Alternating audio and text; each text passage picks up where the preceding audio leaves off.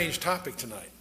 We're going to talk about UFOs. Now, this is an area that most people tend to relegate to the demented or incompetent or fringe type people, and yet the entertainment industry, of course, has picked up on this with the a crop circle thing called Signs, which many of you may have seen, and also Steven Spielberg did a mini-series called Taken, focusing on the abductions and so forth.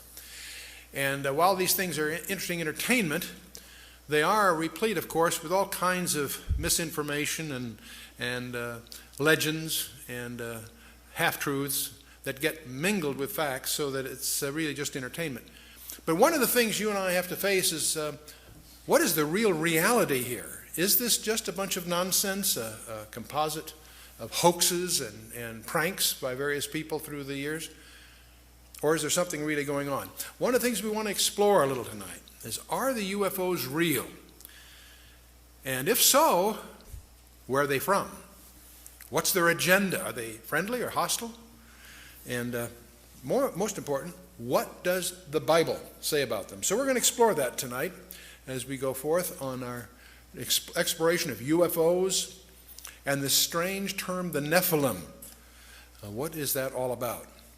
But before we start, since we are dealing with a very, very complicated area, an area where many of us have already formed opinions, let me remind you of there's a principle.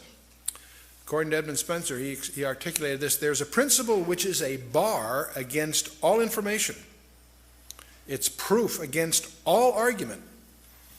And it's something which cannot fail to keep man in everlasting ignorance. And that principle is condemnation before investigation.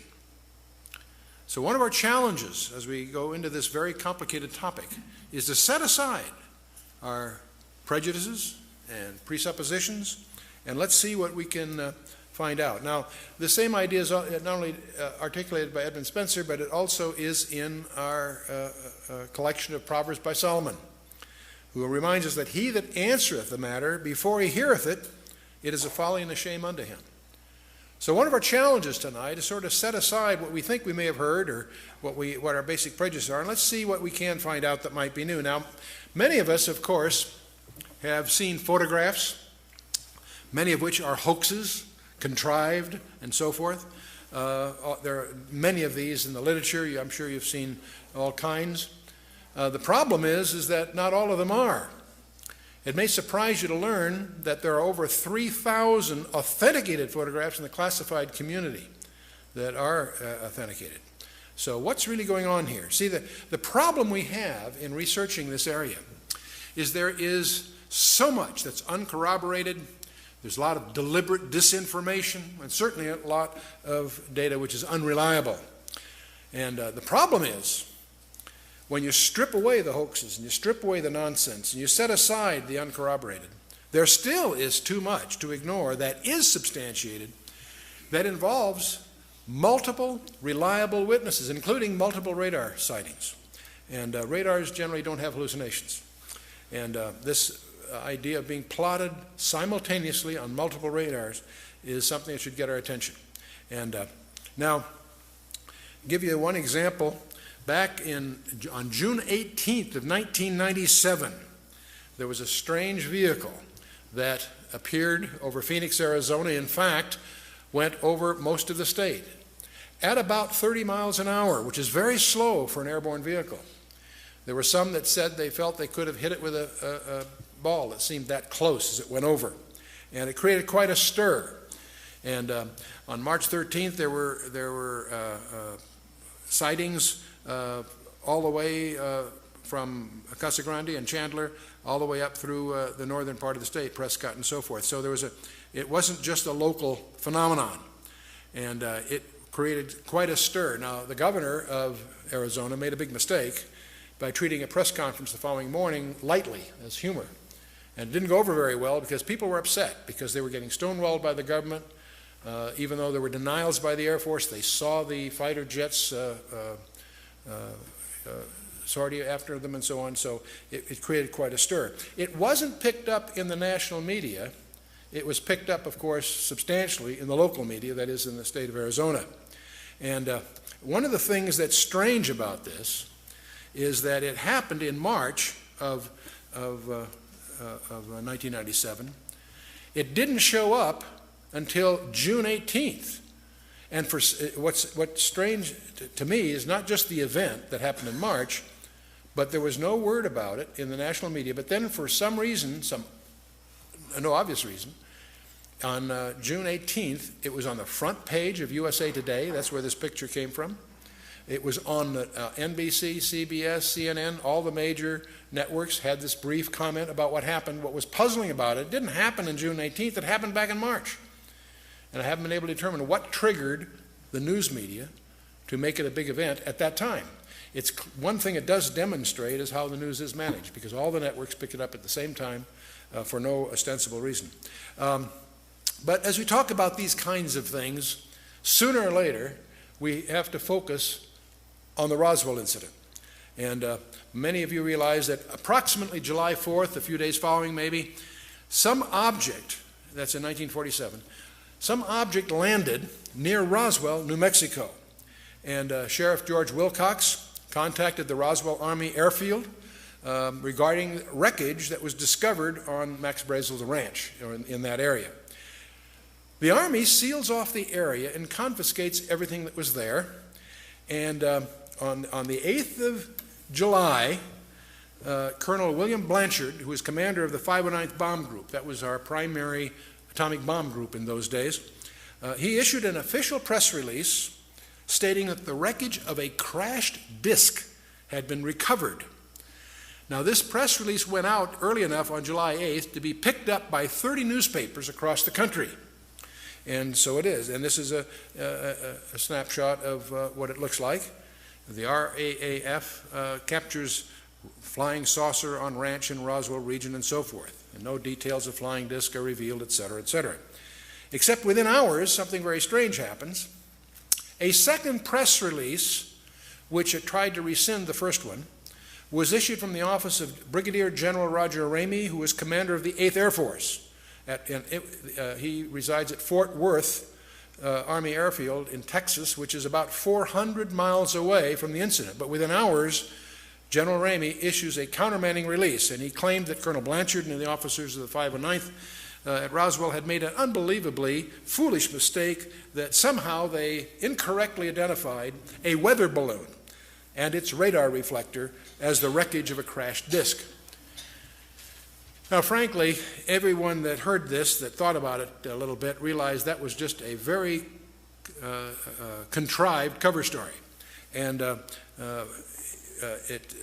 this press release that, in effect, hit the next day by General Ramey caused, it was in effect a denial, did not explain why they confiscated everything, why the whole subject has been classified to this day. And now what that really did, this absurd cover story, frankly, just fueled the 50 years, the intervening 50 years of conjectures and all kinds of anecdotal testimonies of people who were involved peripherally. All kinds of stories have been echoing throughout this half century that's transpired since July of 1947. And the stories typically maintain that there were 4 alien occupants of this disk, that 3 of them were dead, 1 was still alive. All these presumably were taken off to the never land of military security, and there's all kinds of stories that are too preposterous to really accept, and yet it continues. The great mystery about, when I travel, one of the most often questions I get is, what really happened at Roswell? Well, we don't really know what happened at Roswell. It's been classified, and we'll talk about that a little bit. We do know something that happened 9 months after the Roswell incident. Al Gore was born.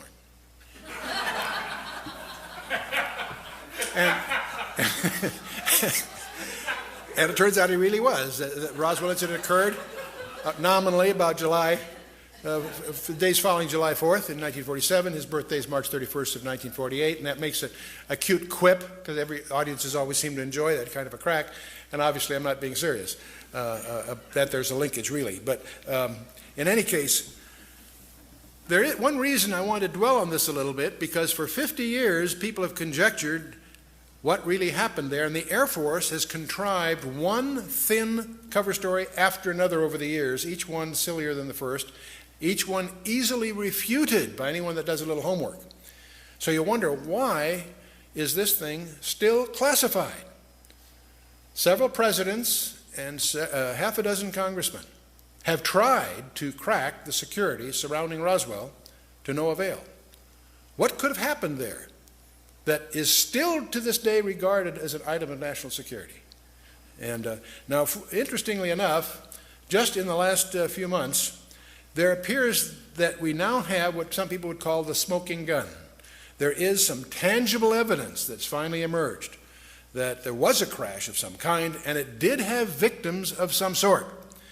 You see, when General Ramey at Fort Worth issued that cover story, the press was present, and many pictures were taken.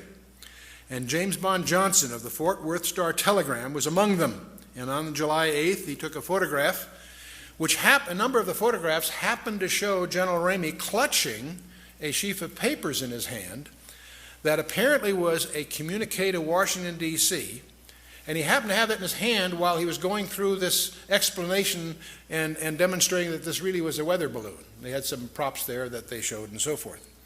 Well, it turns out that was in July 47. Since 1947, we've made a lot of progress in digital imaging technology. And this sheaf of paper that was photographed was analyzed with a digital photo scanner and enlarged and enhanced the words printed on the folded piece of paper.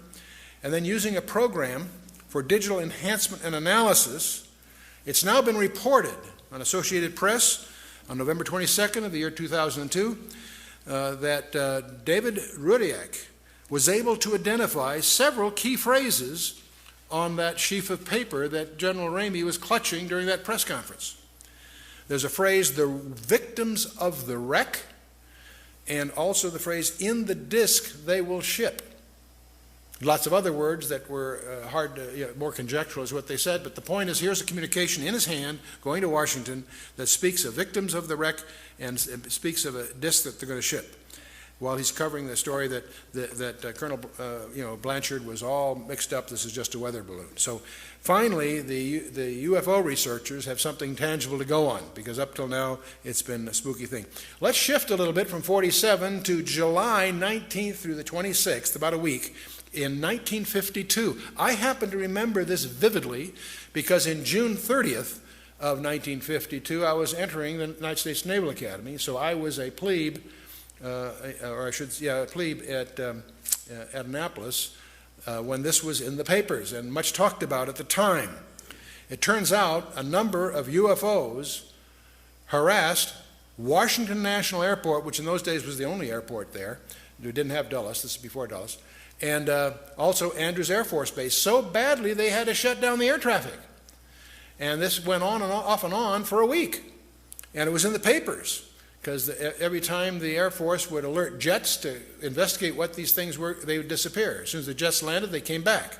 And fiery objects overrun jets over Capitol in the Washington Post. These are headlines from that period. Now, one of the things, there again, they never really explained it. They issued some cover stories, but the truth of the matter is they didn't know what it was, and it wasn't just an incident one night. It went off and on for the better part of a week.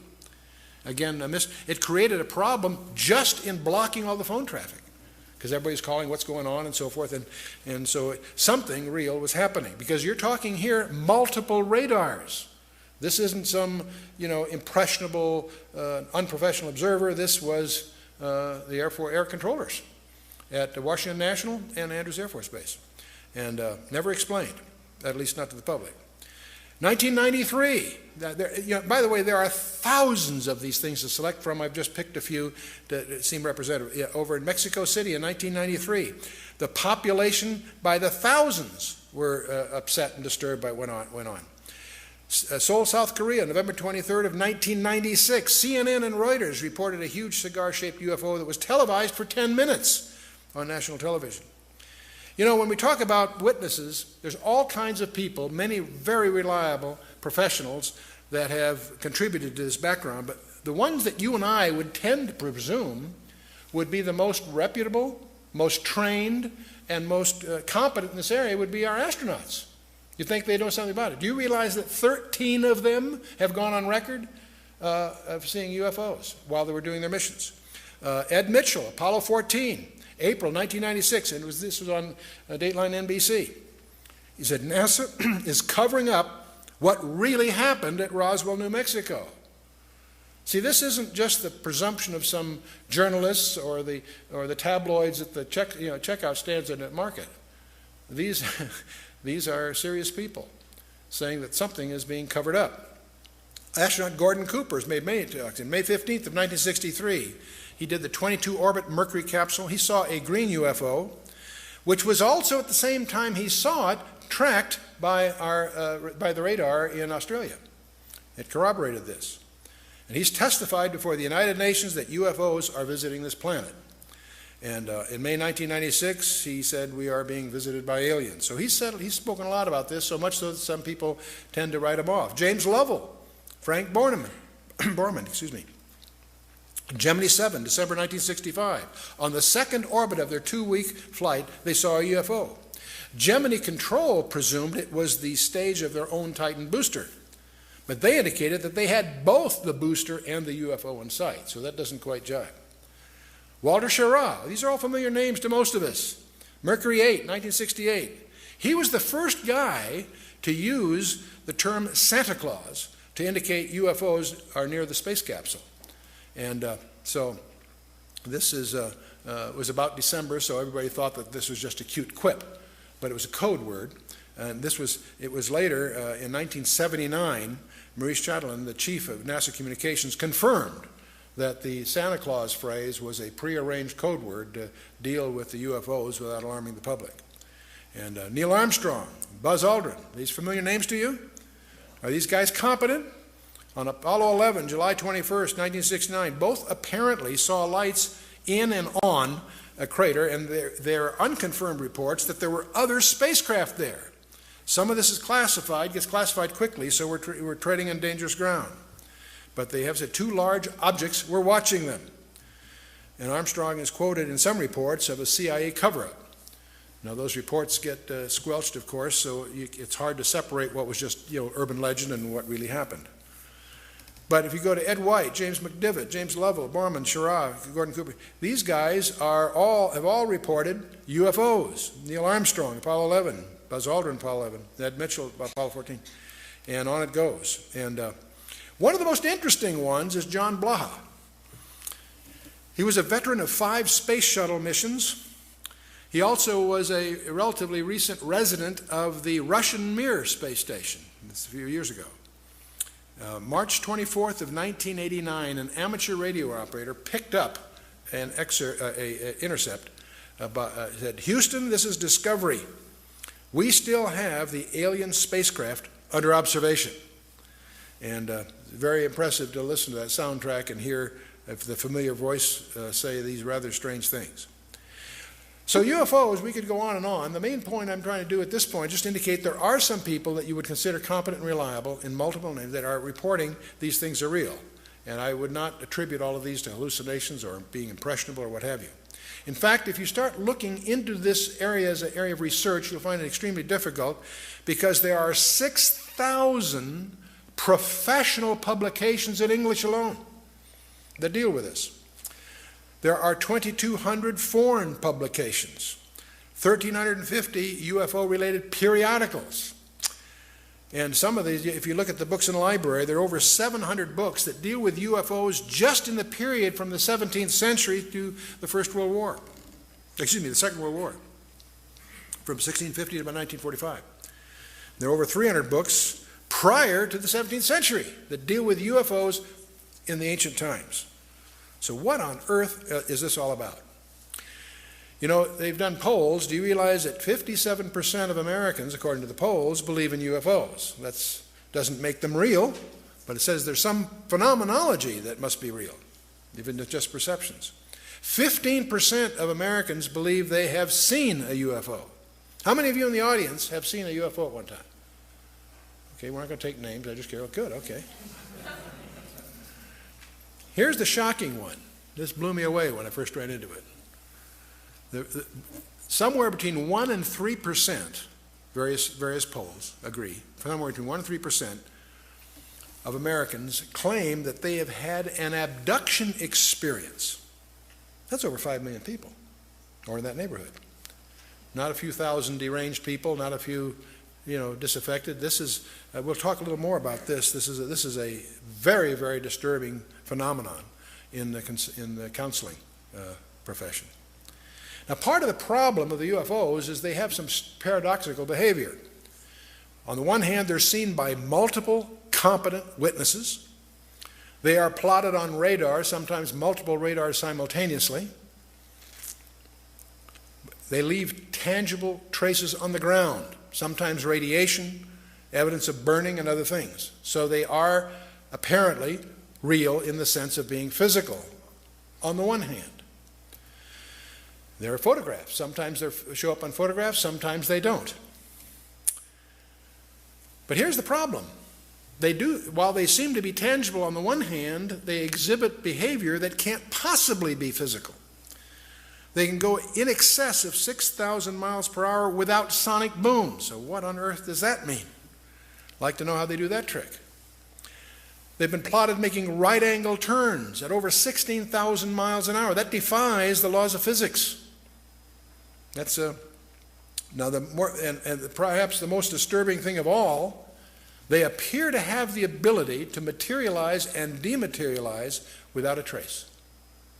One of the great mysteries of the UFOs isn't seeing them, is trying to figure out where are they when you don't see them. Some people say, well, they're from another galaxy. Most physicists will debunk that for lots of reasons. They seem to pose that way, but for lots of, if they came, if there are that many coming from another galaxy, you'd think you'd sense the traffic. We'll come to some more reasonable explanations, and you're going to discover the two top researchers in the last century, really, is Jacques Vallée, France, and J. Allen Hynek, the American. Now, J. Allen Hynek was head of astronomy at Cornell, and he set out to debunk this nonsense about UFOs, and he became one of the most ardent, competent, balanced researchers in the trade. J. Allen Hynek, he died a few years ago. Those of you that saw the movie Close Encounters of the Third Kind, whether you realize or not, saw J. Allen Hynek because he was in the crowd. I was on the board in those days with Alan Adler from Columbia, and they had him as just a gesture appear in some of the scenes, just as an extra. And the lacune of that piece of fiction, of course, was patterned after Jacques Vallée, the Frenchman. Both of these respected researchers came to the conclusion that they're not intergalactic. For lots of physics, there are a lot of physics rebuttals to that conjecture. They both argued that these things are demonic. Their term. They've written many, many books. You can check them out. These are not religious people. They're not people with any kind of personal agenda. But they came to the conclusion that these things, on the one hand, and by the way, we take for granted that we strip away the nonsense and the hoaxes, set that aside. There's tens of thousands of files you have to wallow through. When you cut through all that, there's still a core group, a substantial core group of real events that need explanation.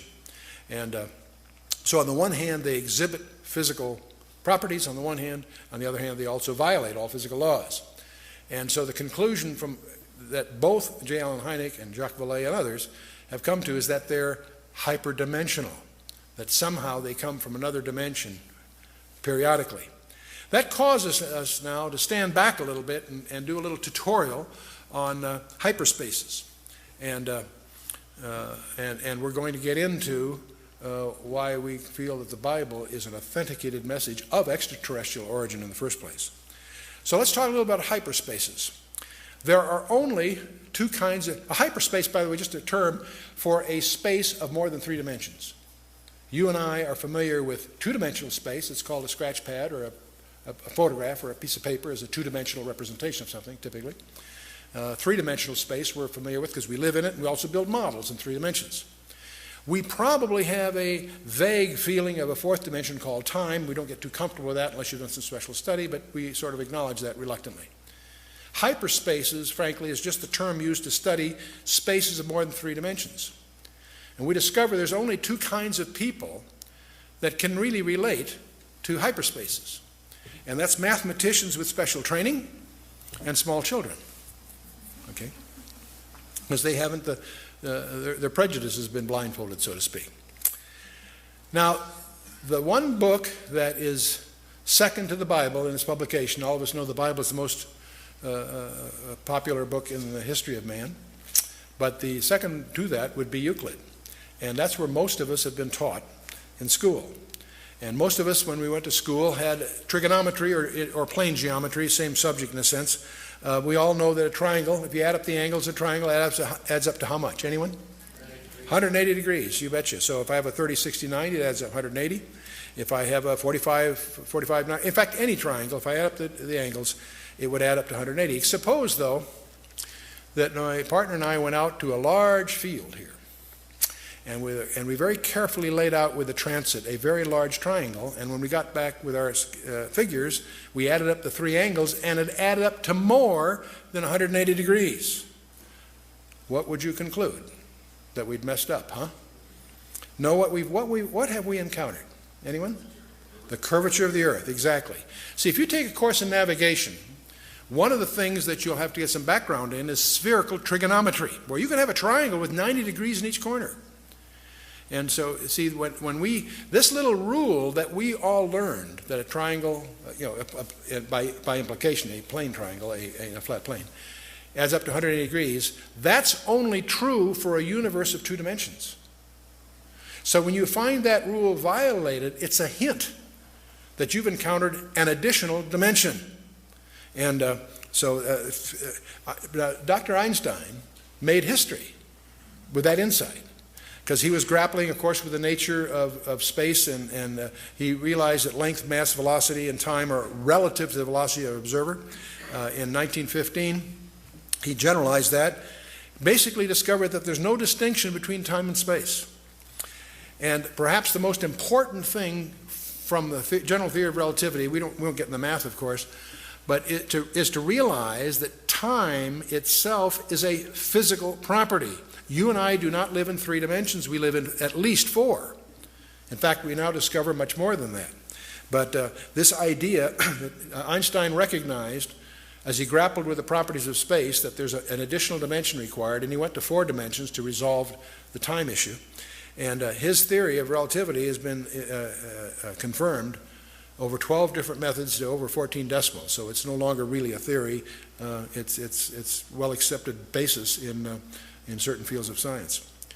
So when we need to go beyond Euclid, which of course deals just with 3 dimensions. And in June 10th of 1854, the most important lecture in mathematics was given by George Riemann. He invented a thing called metric tensors.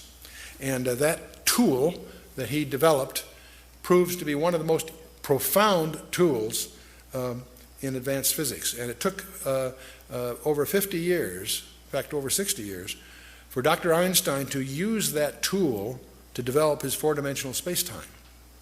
And it's too bad that Einstein went to his death frustrated by not being able to solve certain problems, which if he had applied the technique going to 5 or more dimensions, they would have yielded. It took his successors to do that. Because in 1953, Kaluza and Klein both developed more than 4-dimensional models which integrated light and supergravity in a model. In 1963, 10 years later, Yang and Mills both developed what they call Yang-Mills fields, which reconcile electromagnetic and nuclear forces. That physicists are pursuing some way to integrate all that we know about the physical universe into a common model. And as early as 1984, and it's still a current conjecture because there's still problems with it, but scientists now generally believe that you and I live not in 3 or 4 or 5, but in 10 dimensions. And If you read in this area, you'll encounter superstrings and such, and we have briefing packs on this for those that want to get into it more. The point being, we need to understand that the three dimensions you and I are familiar with are not all there is. There's more. Let's imagine you and I can't move up. It'd be futile for me to try to communicate 4, 5, 6 dimensions to us without